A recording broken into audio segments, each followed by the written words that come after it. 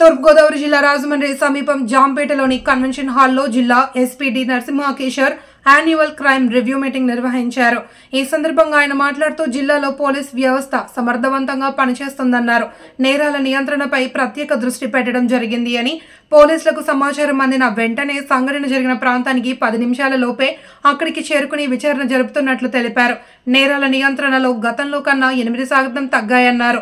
Rowdy షీటర్ల ఆగడాలపై నిఘా పెట్టడంతో control అయింది అని additional SP Muralikrishna, central south జోన్ల డిఎస్పీలు రమేష్ బాబు, భవ్య, కిషోర్, సిఐలు బాజీలాల్, అప్పారావు తదితరులు పాల్గొన్నారు.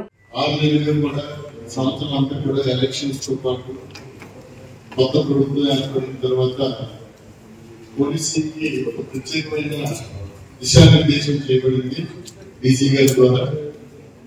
ఏదైతే న్యూ గవర్నమెంట్ ఉంటుందో దానికి సంబంధించినటువంటి దిశానిర్దేశం మా అందరికీ కూడా ఇవ్వడం జరిగింది. దానిలో భాగంగా 2024, 2023లో కంపారిటివ్ గా క్రైమ్ ఎలా ఉంది అనేది ఈరోజు నివేదికలో నేను అందరికీ తెలియపరుస్తున్నాను.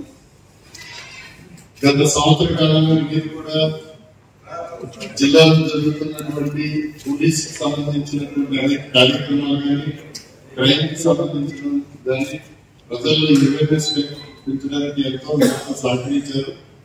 సో మీకు ప్రత్యేక కృతజ్ఞతలు తెలియజేసుకుంటూ ఈ వార్షిక నివేదిక 2024 స్లైడ్